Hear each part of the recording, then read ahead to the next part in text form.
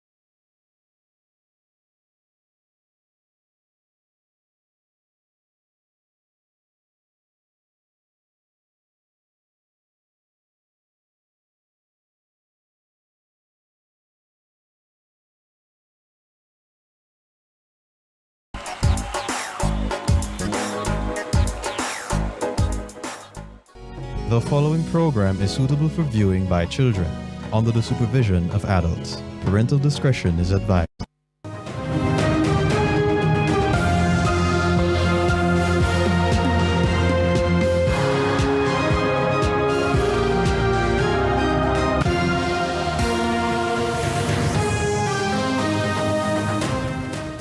In primetime news this evening, tragedy in Trelawny. 7 people killed in a 2-vehicle crash. Stakeholders bemoan Jamaicans' unwillingness to change dangerous behavior when driving. And 2 Haitians held in St. Catherine following illegal entry into Jamaica. Good evening and welcome to primetime news. Welcome also to our viewers on TVJ International in the Cayman Islands and online at onespotmedia.com. I'm Dwayne Anderson. And I'm Kelisha Williams. Now, in the financial week this evening, Scotia Jamaica delisting plan advances. And Spencer Darlington is here to tell us what's coming up in sports, and I do believe it could be football because the World Cup is wrapping up. Quite so, Dwayne. The third place playoff takes center stage at the FIFA World Cup tomorrow, and the local governing body for aquatics is unfazed by an integrity probe by World Aquatics. We'll tell you more in primetime sports later. Thanks, Spencer. There's also sports commentary in this newscast, but before the break, the feedback question. And this evening we're asking, what additional measures can be implemented to prevent speeding on the nation's roads. You can share comments online, facebook.com/television Jamaica, and post on X at TVJ News Center. So please stay with us, the news in details right after this break.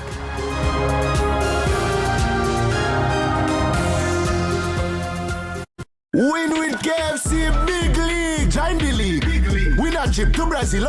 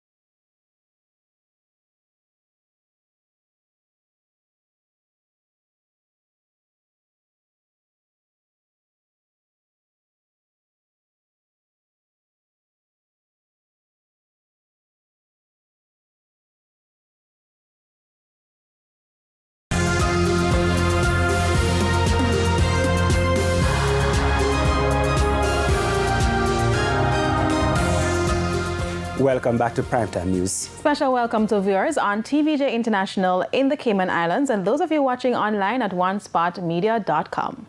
First up this evening, the death toll in this morning's tragic crash in Trelawny has now risen to 7, and another victim is in hospital battling for life. The deadly crash occurred on the Falmouth bypass and now holds the record for the most fatalities in a single vehicle crash in the parish. But just hours after that tragedy, the police were called to another motor vehicle crash on the same road. Details in this report.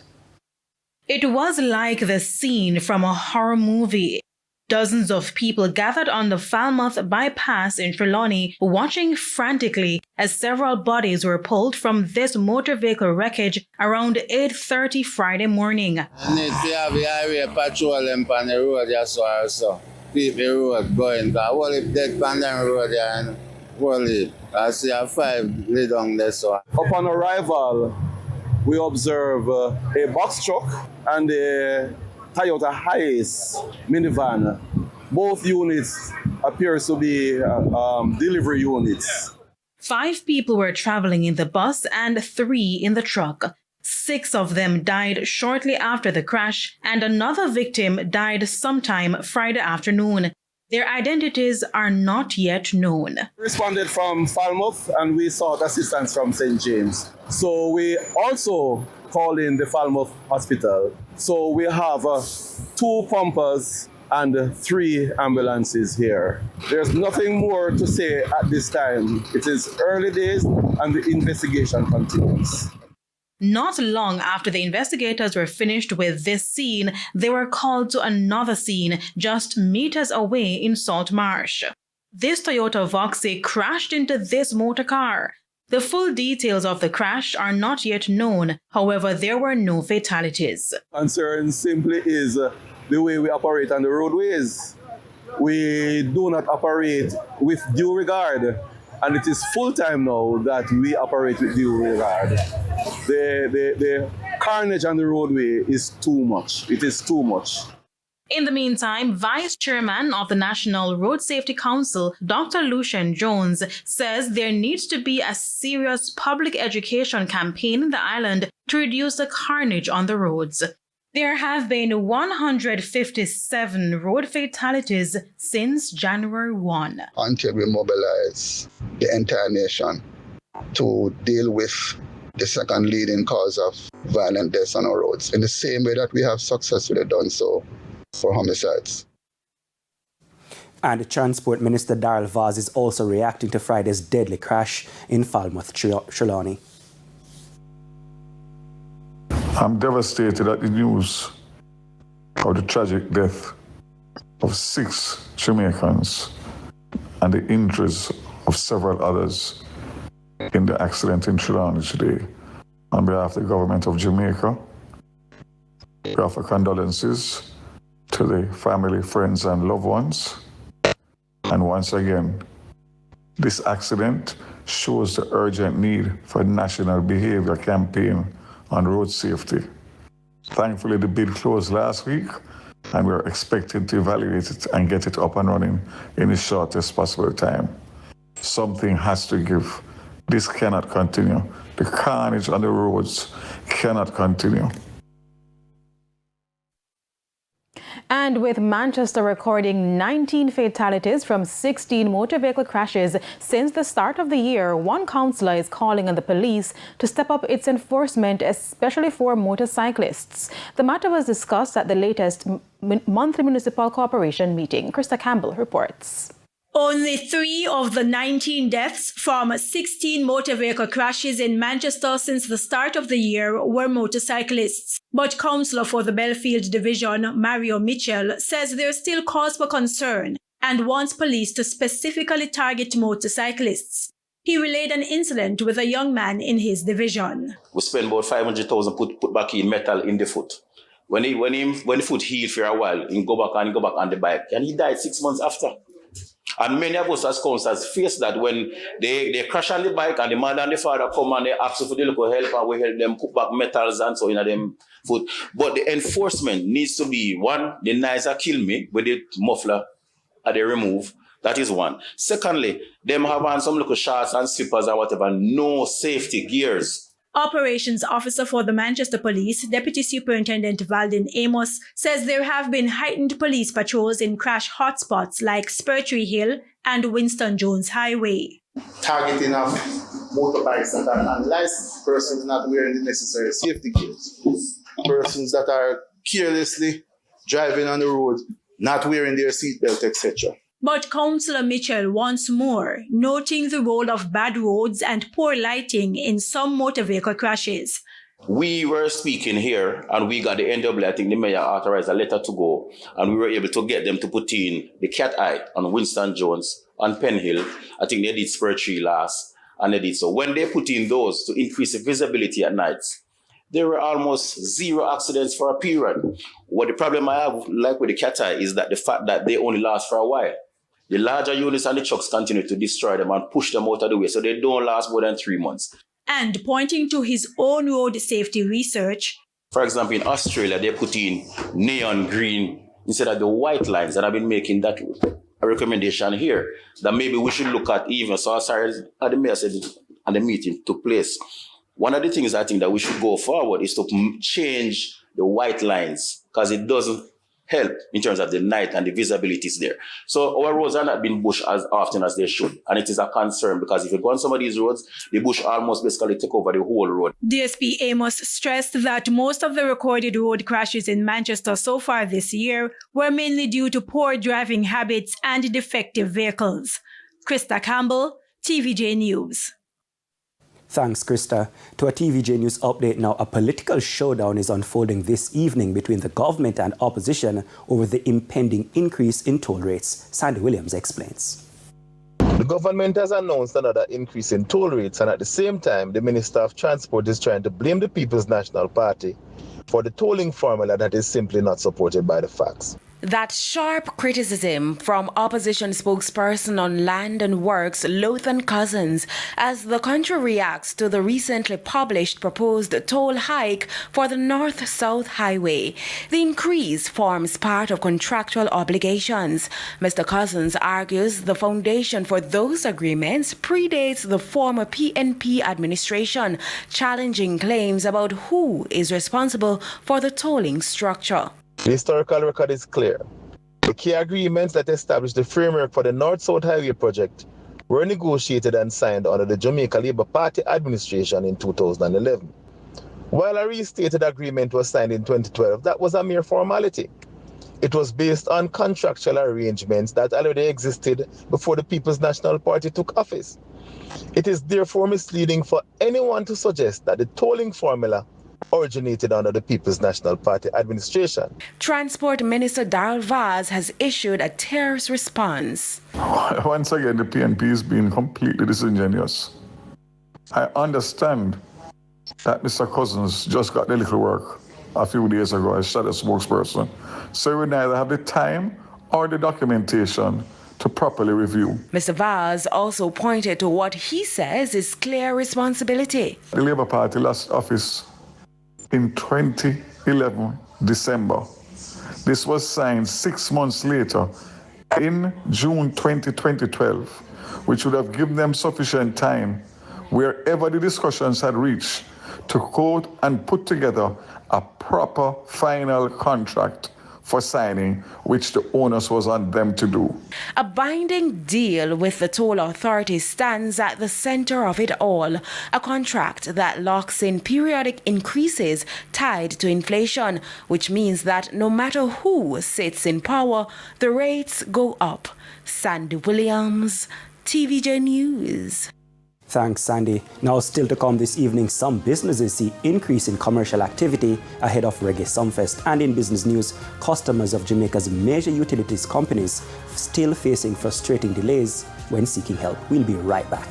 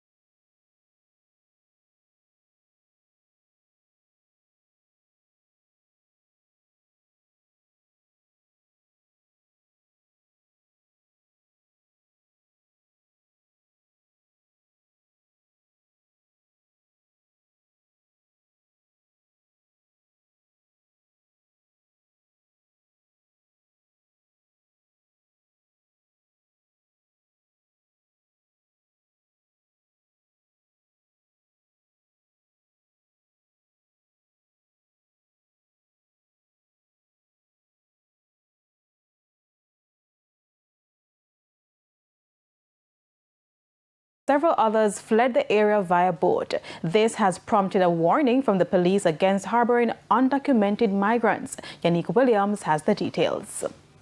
It all started with what residents described as suspicious persons who disembarked a vessel in waters off Bushy Park in Old Harbour, St. Catherine. You just see the people them walk come up, so I say, who them people they know? But through we draw fish early morning time, man them over there, so come up and want to know who, and them come stop them up there, so, and then say them boat down there, so them a go all over bay. You know, so them in turn back, you know, if they take them boat and go on all over bay, you know. Which set of people them? The Haitian people them. Because them a leave them boat down there and come up this side. So we stop them down, and when me left come over, them a talk to them and them say, them a go all over bay, so them turn back and gone. Residents say they spotted several people, including men, women, and children. The police were immediately notified. Like, be around 20 or so, you know, because what we see, because then say some of them leave down at the bottom there. So me never serious, you know. Commanding officer for the St. Catherine South Police, Senior Superintendent Leighton Gray, says the police then launched a search of the area. A few hours later, 2 Haitian men were discovered hiding in nearby bushes.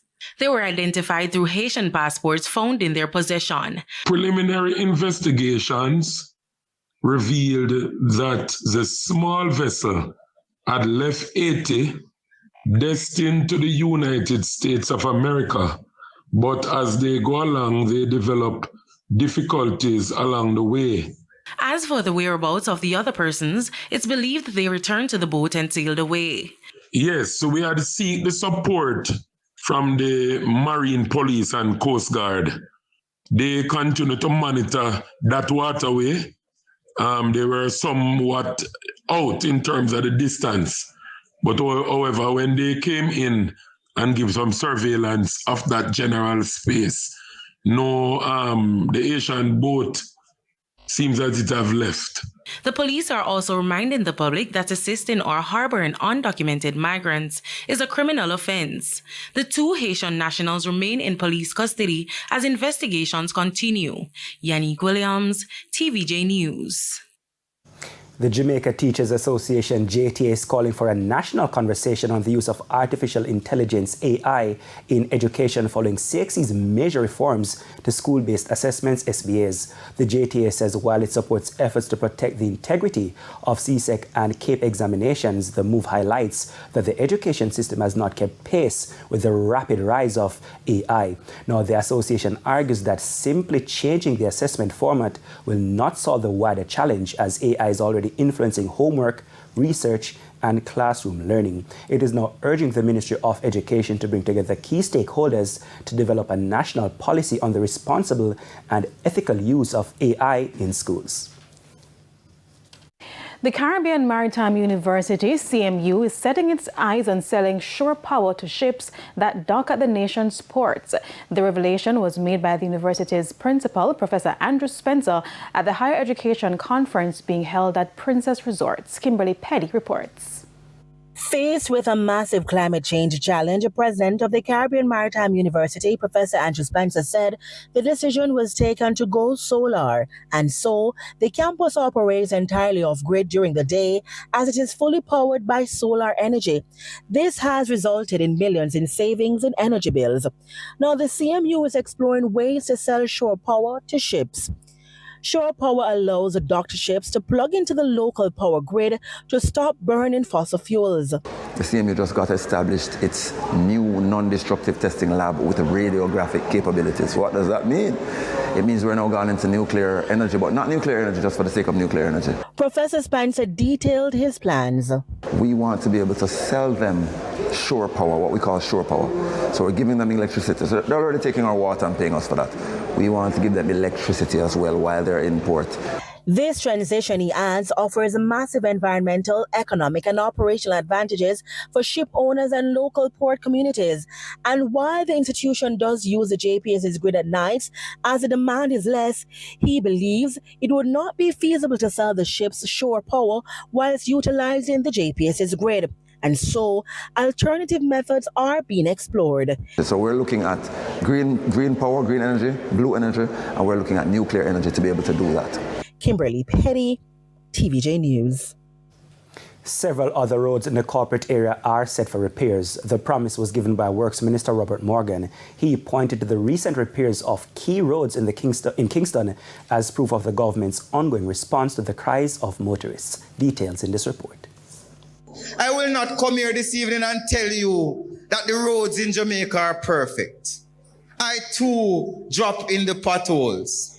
That was Works Minister Robert Morgan on his personal experience with the bad roads in Jamaica.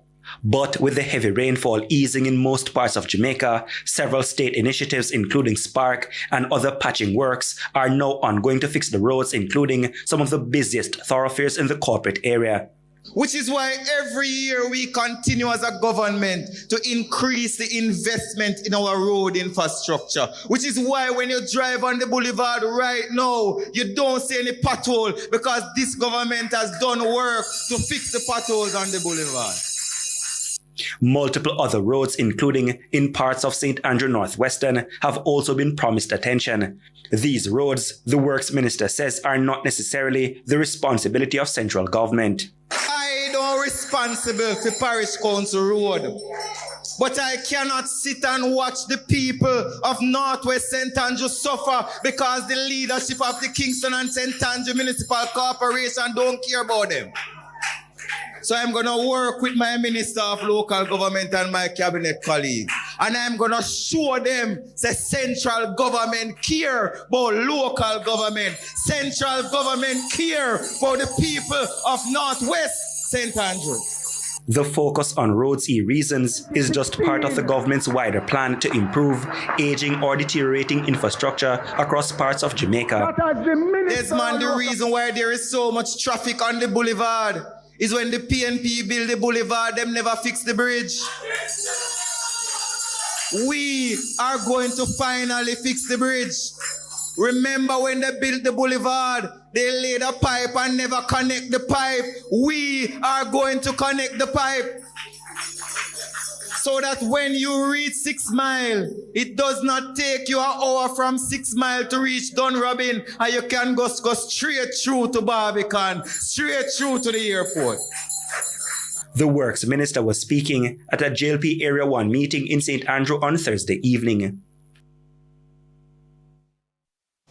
To other news now, the Jamaica Hotel and Tourist Association is reporting an increase in bookings in St. Ann for the weekend ahead of the staging of Reggae Sumfest. And as you'll hear in this report, business operators are also excited about the economic activity it will bring to the parish.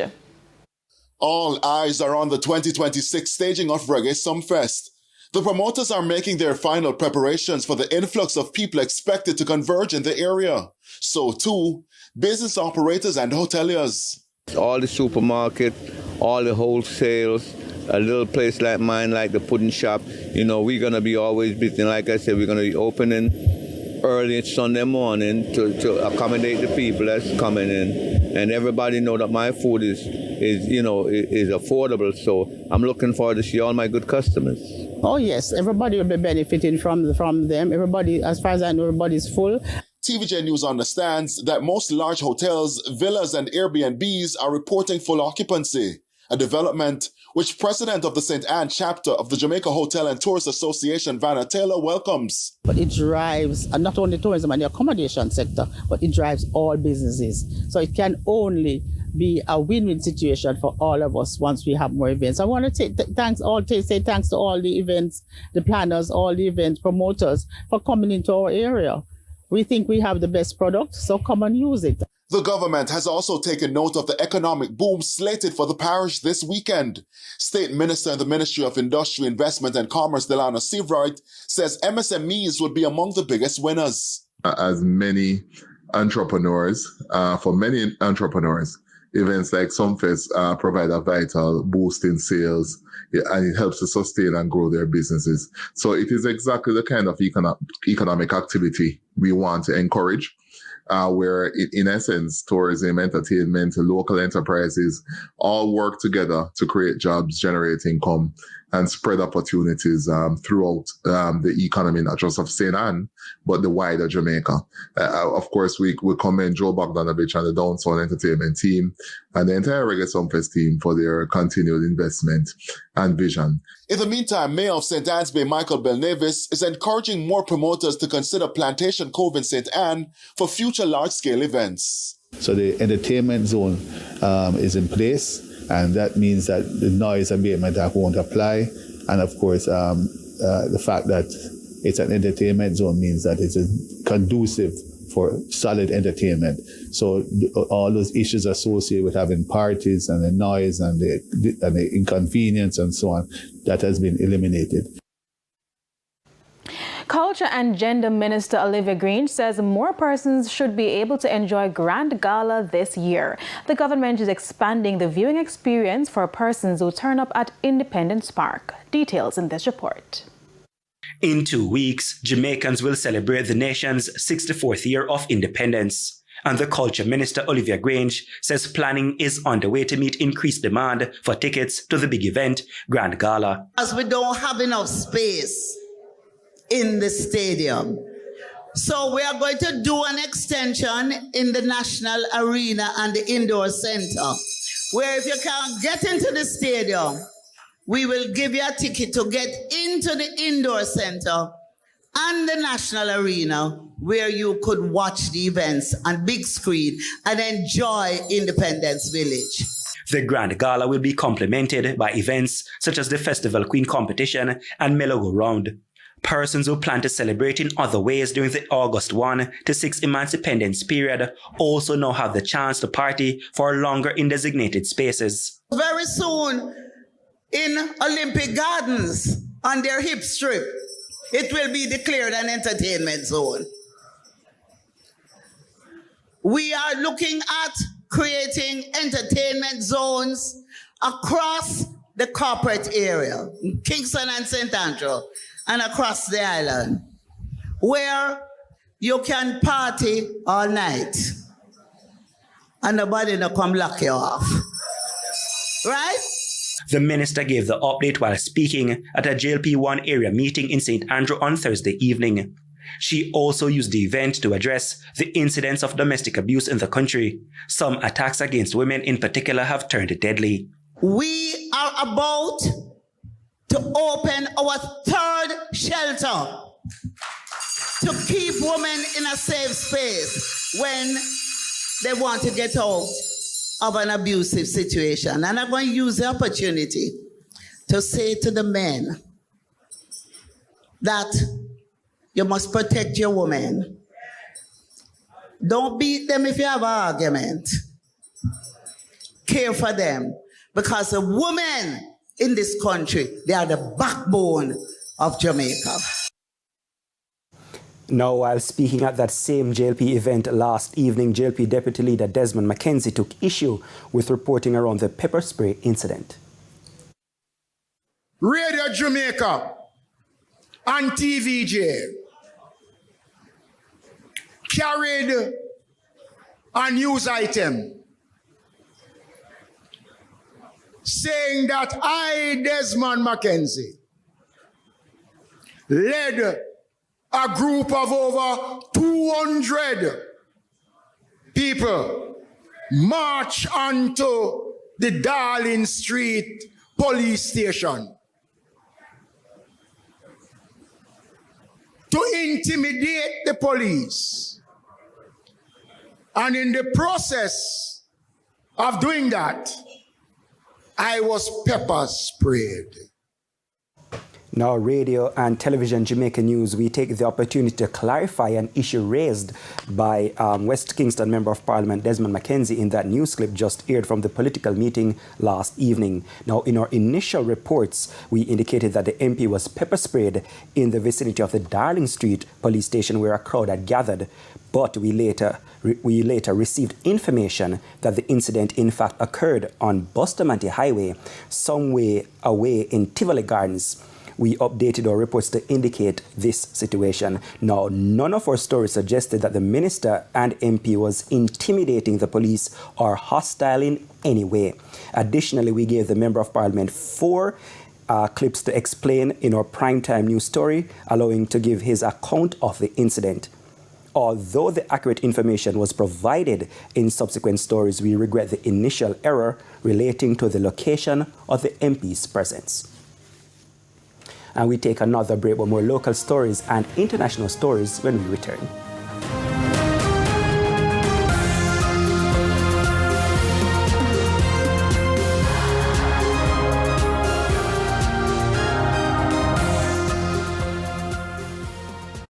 Don't wait. Be prepared this hurricane season with the items you need from Quartz. Be ready for a leaky roof, power outage, and other unexpected events. Get the Pulsar dual fuel generator for only $25.89 weekly. Plus, rechargeable flashlights with built-in solar panel for only $19.99 cash. Shop today with no cash on 6 to 48 months credit. Don't wait. Be prepared this hurricane season with Quartz, bringing value home. Offers end June 30th, 2026. Conditions apply. Employers, your hard contribution builds a stronger workforce and strengthens the economy. It's not just contribution, it's transformation. The time by heart is...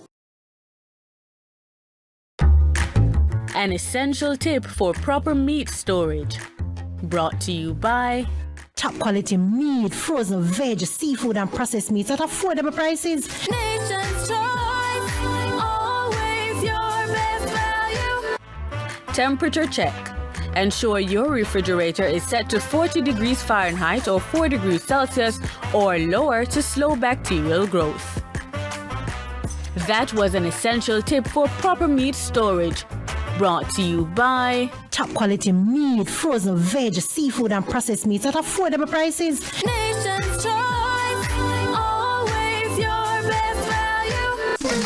Need a ACV cool the temperature, get chilled and start out your summer.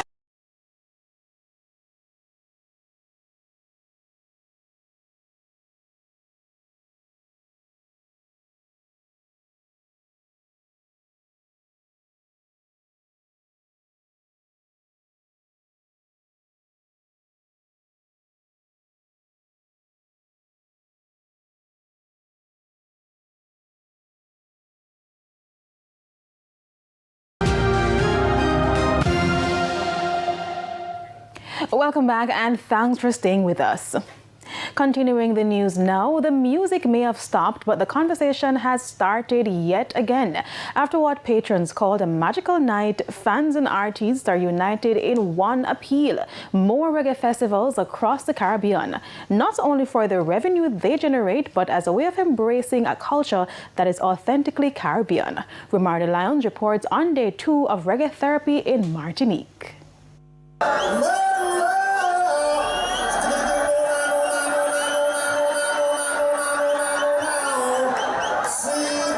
Longing, love, or legendary lyrics. As the 2026 edition of Reggae Therapy came to a close, there were more calls for reggae festivals in the Caribbean, not just from officials and musicians, fans as well. I would, for sure, I would. Jamaica is one of my targets. I really want to go to Jamaica. This island is all of a culture in Jamaica that I want to discover. So if I can, I would for sure. I love reggae music because it's something I got from my parents. Like the first concert I went when I was a kid was with my parents, so they gave me like the love for the music, and it just makes me like feel good. I would say Lila Ike. I love her. She went to Martinique like a few years ago, and it was the first time I saw her, and she was amazing. Have you ever been to Jamaica for any event like this, any reggae event? No, but I want to go.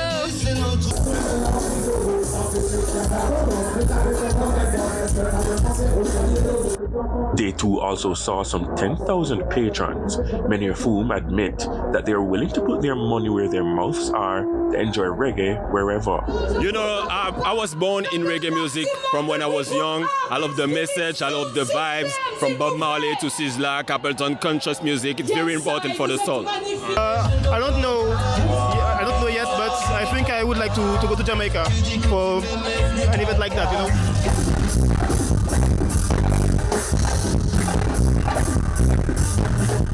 Two of the Jamaican headliners agreed that more reggae festivals are needed locally and more consistently. We need enough more, man. A whole heap of thing needed, man.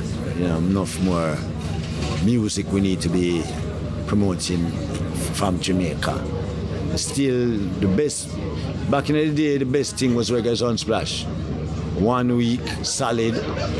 Everybody come to every single day. It's not like I'm coming Tuesday, you know, everybody will come.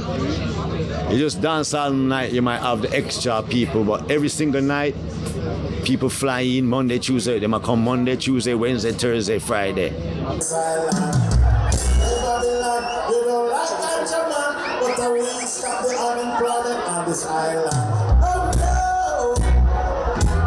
Reggae, we say, you know, which is our country that, you know, reggae originated in Jamaica. Why not highlight it more and get more foreigners to come home, because there's something down at Jamaica there right now, but confusion. It wasn't together like how Reggae Sunsplash was together. I can tell, as I was there.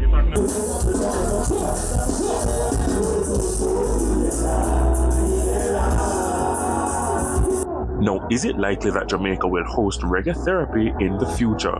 Well, next Reggae Therapy is going to travel definitely, so you might be able to see it first in Europe, maybe in France, because you know the production team is Martinique and France based, and hopefully in Jamaica, if we can bring something that makes sense in Jamaica, something that will be original, then yes, we'll go to Jamaica, definitely. He says the growing numbers show that there's a growing market and interest for such events. I think we reached around 10,000 people per night, which is great. It's a good progress from last year where we got around maybe 7, 8. So the festival is growing and we're really happy about that. Romarda Lyons, TVJ News.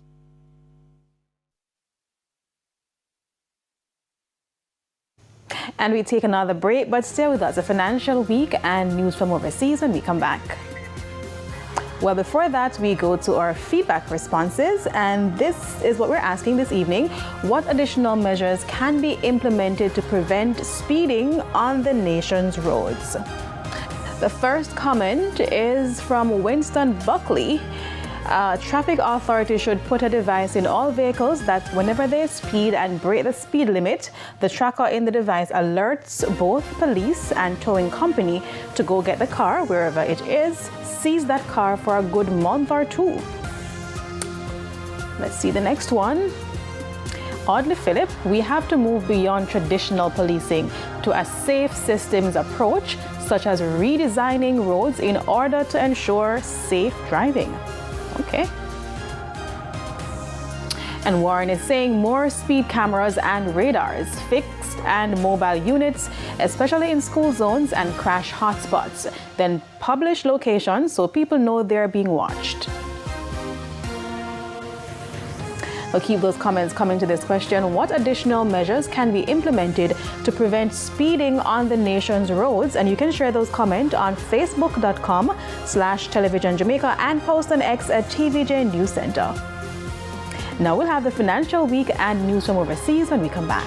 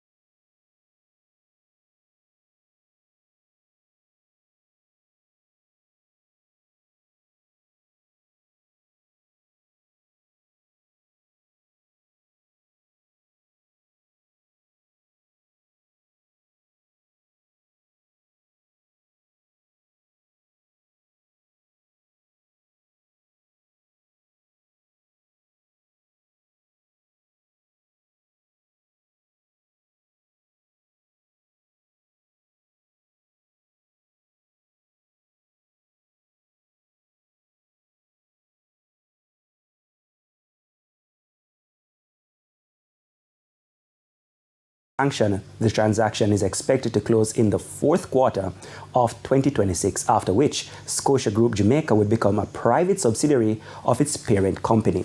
In June this year, the financial institution announced plans to become a private company. This, it says, will have no material impact on its current operations. NCB Capital Markets has arranged a $600 million corporate bond for future energy source company FESCO to support the fuel retailer's next phase of expansion. The 4-year bond will be used to refinance debt and provide additional working capital as the company continues to grow its network across Jamaica. FESCO says the financing will support new service station developments and acquisitions, with plans to expand its network to 26 company-owned and dealer-operated locations by the end of this year. To some stocks news now, the JSE index advanced by 331 points today, while the junior market index declined by 21 points. The winners include Knutsford Express, Jamaica Public Service 9.5%, Caribbean Assurance Brokers, Cygnus Real Estate Finance US dollar shares, and One Great Studio. The losers they include Margaritaville Turks, Elite Diagnostic, Cargo Handlers, Ari Williams, and Caribbean Flavors and Fragrances. 28 stocks traded firm. At the end of foreign exchange trading, banks and cambios were selling the US dollar for an average $159.50. The Canadian dollar is being sold for $113.78. The pound is going for $213.85, while the euro is being sold for an average $186.90.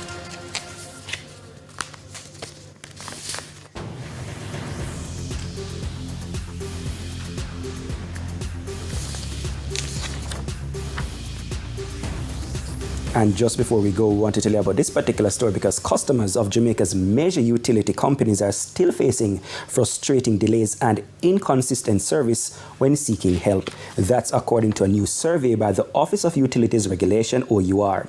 The OUR's 2025 Mystery Shopping Survey found that customers of JPS, the NWC, Digicel, and Flow experienced long wait times, conflicting answers to basic questions, incomplete information, and unclear escalation processes across call centers, websites, and social media platforms.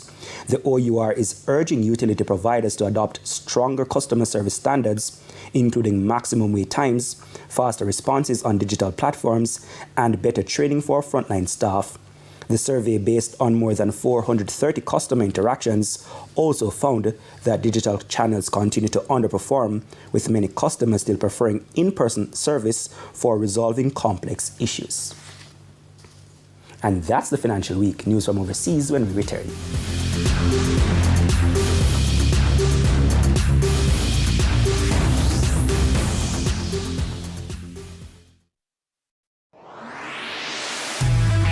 Welcome to Love and Light. Brought to you by JPS, celebrating the good things happening in the communities we serve.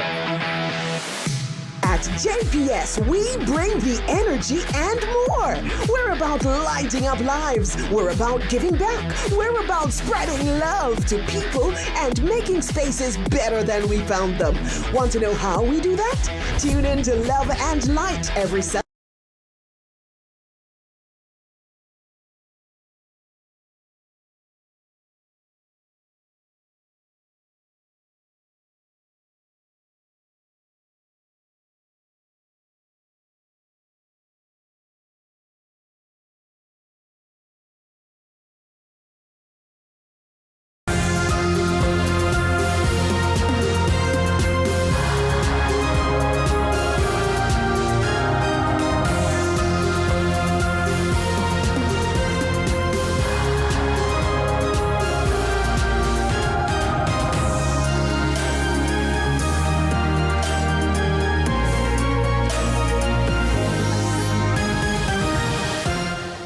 Welcome back to News Overseas Now. U.S. President Donald Trump has threatened to impose new tariffs on Canada after hundreds of wildfires have left much of the northern U.S. choked by a blanket of smoke.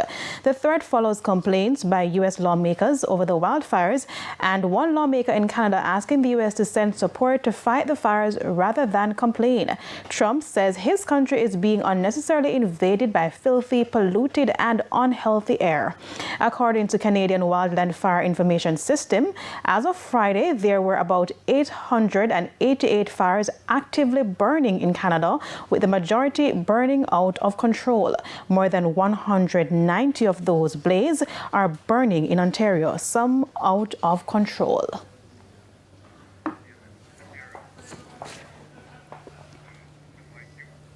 And it's time now for a Bite of the Week. And our Bite of the Week comes from a patron at the Reggae Therapy Music Festival in Martinique, where Romardo Lyons is. He was explaining to Romardo why he loves reggae music. Here now is our Bite of the Week. Bite of the Week brought to you by King Alam. King Alam, the obvious choice. I love reggae music because when I was in the belly of my mom, my dad always listened reggae music. He listened Bob Marley every day. Bite of the Week brought to you by King Alam. King Alam, the obvious choice. And the Primetime News package continues with sports right after this break.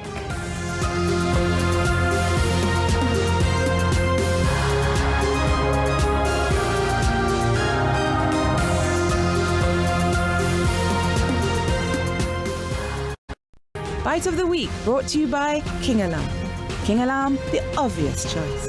The dream of gold is gone, but for these two nations, pride, honor, and a place in history are still on the line. It's the FIFA World Cup Bronze Final between France and England this Saturday, July 18 at 4 p.m. with our Dare to Dream pre, post, and halftime shows to keep you fully locked in on the action. The third place playoff, one last chance, one more fight, the FIFA World Cup Bronze Final. Brought to you by...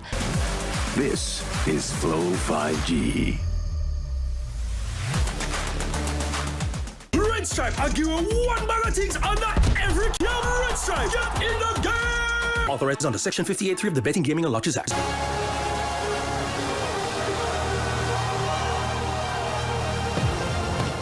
For the moments that are best enjoyed with your hands, KFC, it's finger-licking good. Supplicate, vibes and energy and ring. Where the people want in the streets. Supplicate, boost you up. So no matter what, when it comes to giving our all, that's where we shine.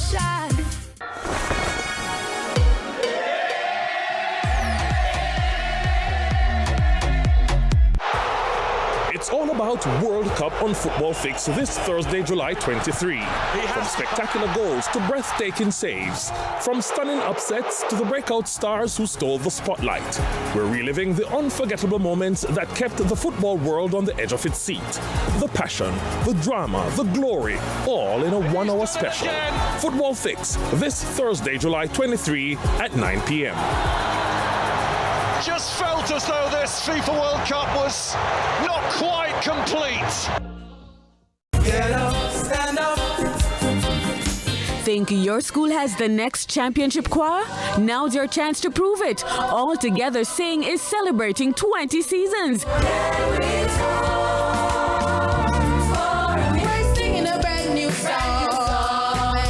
And we're looking for schools ready to take the stage and sing their hearts out. If your school wants to be a part of this milestone season, email us the name of your school at ats@televisionjamaica.com by August 14, 2026. Come be a part of greatness.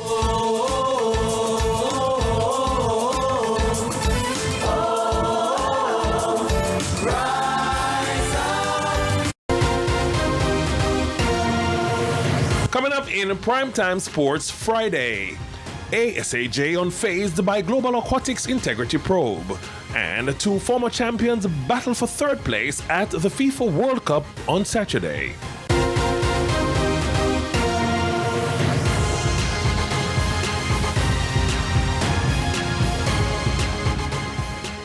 Good evening, I'm Spencer Darlington. We'll be back with the details